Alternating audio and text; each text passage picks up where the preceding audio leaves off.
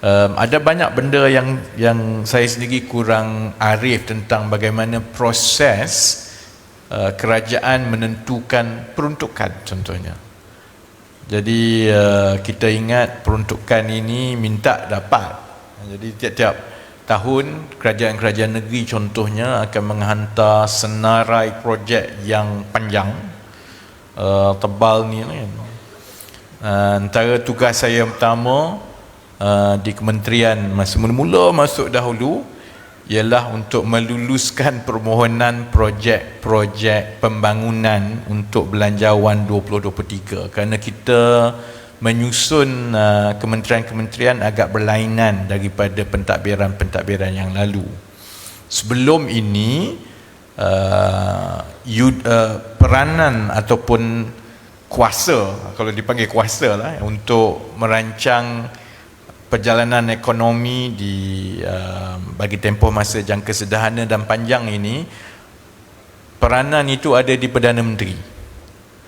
Sebab itu unit perancang ekonomi memang daripada merdeka lagi adalah di bawah kuasa Perdana Menteri. Kali ini berbeza sikit, kita bincang secara terperinci semasa pembentukan kerajaan dengan Datuk Seri Anwar. Kita tengok kepada tumpuan-tumpuan kita.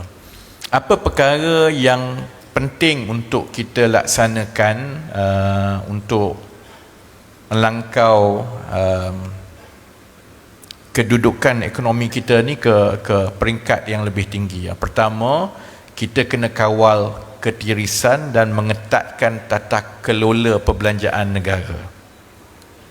Kedua, kita kena strukturkan kembali ekonomi kita supaya ketimpangan-ketimpangan yang ada itu kita dapat selesaikan dalam tempoh jangka masa sederhana dan panjang.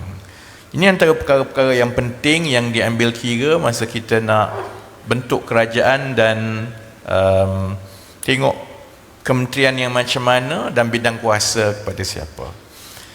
Jadi keutamaan untuk mengawal perbelanjaan itu berada di bawah bidang kuasa Menteri Kewangan, kerana perolehan kerajaan diuruskan oleh Kementerian Kewangan.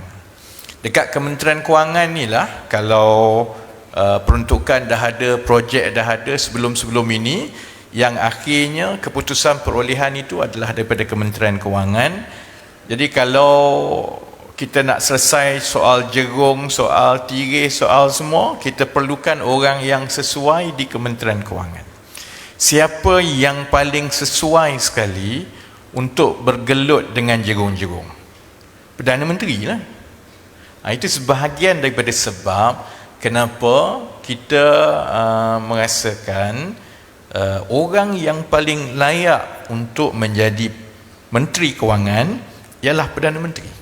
Kerana dia kena pegang soal perolehan negara supaya orang takut. Tak ada dah orang-orang cuba nak konarkan saya, sebab akhirnya yang akan tanda tangan soal perolehan ini ialah Perdana Menteri sendiri kan.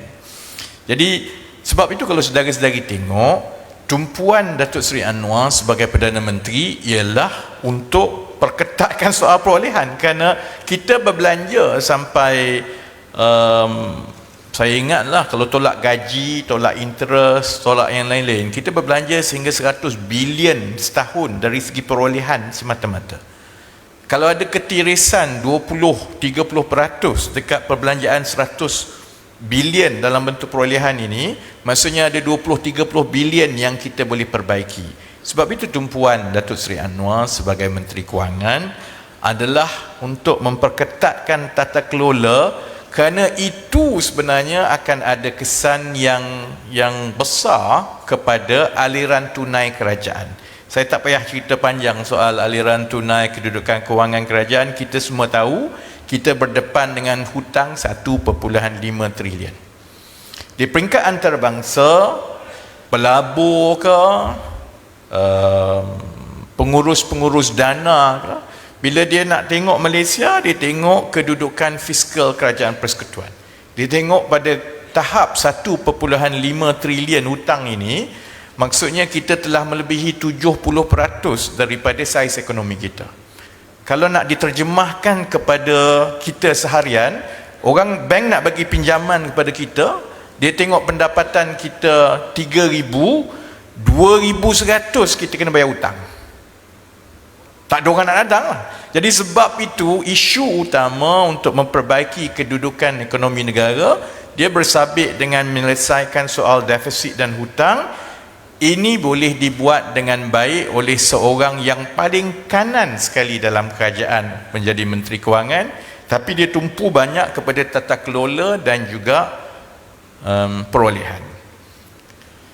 Fungsi tradisional Perdana Menteri iaitu menguruskan perancangan dan perjalanan ekonomi jangka panjang, termasuklah soal menilai dan meluluskan projek-projek pembangunan yang itu dipindahkan kepada saya, dan itu fungsi Kementerian Ekonomi.